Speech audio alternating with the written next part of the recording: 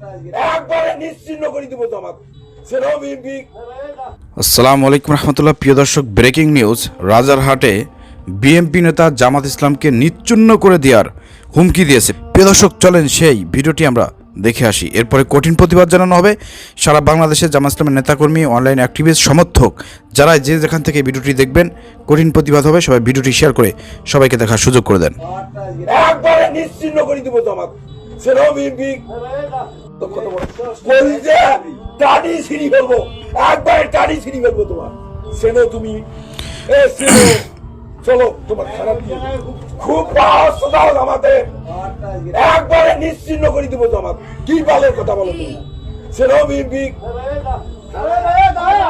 প্রিয় দর্শক, এখানে যে ভিডিও ক্লিপস আপনারা দেখলেন, আপনারা লক্ষ্য করেছেন যে একজন বিএনপি নেতা জামাত ইসলামকে নিশ্চিহ্ন করে দেওয়ার হুমকি দিচ্ছে।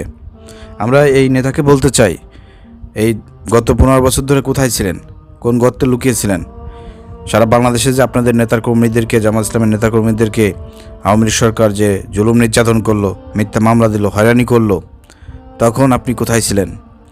আর এই বাংলাদেশ দেখার জন্য তো ছাত্ররা জীবন দেয় নাই, যে এক ফ্যাসিবাদ চলে গেছে আর এক ফ্যাসিবাদ ক্ষমতায় এসে মানুষের উপর জুলুম নির্যাতন করবে, জামাত ইসলামকে হুমকি দেবে। এর জন্য তো ইসলামী ছাত্র শিবির, জামাত শিবির এই আন্দোলন সংগঠিত করে নাই, এই আন্দোলনের পিছন থেকে মাস্টারমাইন্ড হিসেবে কাজ করে নাই। তো প্রিয় দর্শক, আপনারা দেখতে পেয়েছেন এখানে কিভাবে পতিত স্বৈরাচার শেখ হাসিনার ফ্যাসিবাদের দোসরদের মতন আচরণ করতেছে বিএনপি নেতা। বিএনপি নেতার এই ধরনের আচরণ, এই ধরনের কর্মকাণ্ডে হতবাক বিএনপির কেন্দ্র পর্যায়ে যারা আছেন, তার হতবাক। আমি বলতে চাই, বিএনপির কেন্দ্র পর্যায়ে যারা আছেন, আপনারা এই নেতাকে বহিষ্কার করবেন এবং তার এই উদ্ধত্তপূর্ণ আচরণের জন্য তাকে জবাবদিহিতার আন্ডারে আনতে হবে। বিশেষ করে এই ভিডিওটি সর্বোচ্চ শেয়ার করে সবাইকে বলবো যে আপনারা লন্ডনে তারেক রহমানের কাছ পর্যন্ত পৌঁছে দেওয়ার আপনারা সহযোগিতা করবেন।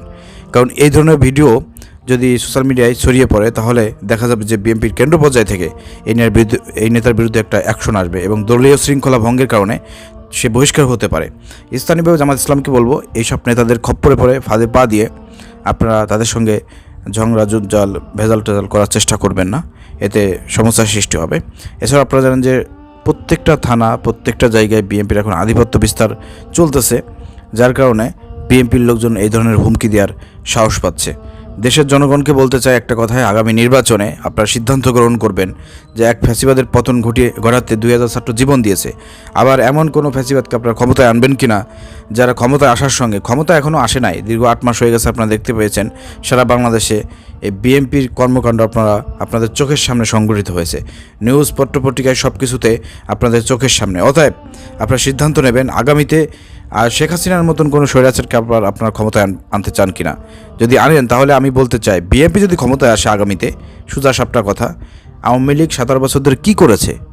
রিসেন্টলি আপনারা দেখেছেন যে ধর্ষণ থেকে শুরু করে চাঁদাবাজি, দখলদারিত্ব এবং সন্ত্রাসী কার্যক্রম, এবং বিএনপির ছাত্রদল, যুবদল তাদের নিজেদের মধ্যে অন্তঃকোন্দলে ইতিমধ্যে 50+ লোক তারা নিজেদেরকে হত্যা করেছে। এই যদি ক্ষমতায় না আসার আগের পরিবেশ পরিস্থিতি হয়, ক্ষমতায় আসার পরে কী পরিবেশ পরিস্থিতি তৈরি করতে পারে তারা, এটা একটু অনুমান করে আগামীতে আপনারা চিন্তা করে ভোট দেবেন। এটা থাকবে আমার একটা মেসেজ। প্রিয় দর্শক, ভিডিও শেয়ার করে দেন। অতিবিলম্বে পুলিশ প্রশাসনকে বলতে চাই, জামাতের নেতাদেরকে, জামাতকে হুমকি দেওয়ার কারণে এই আওয়ামী লীগ, এই বিএনপি নেতাকে আইনের আওতায় এনে শাস্তি প্রদান করা হোক। ধন্যবাদ। আসসালামু আলাইকুম রহমতুল্লাহ।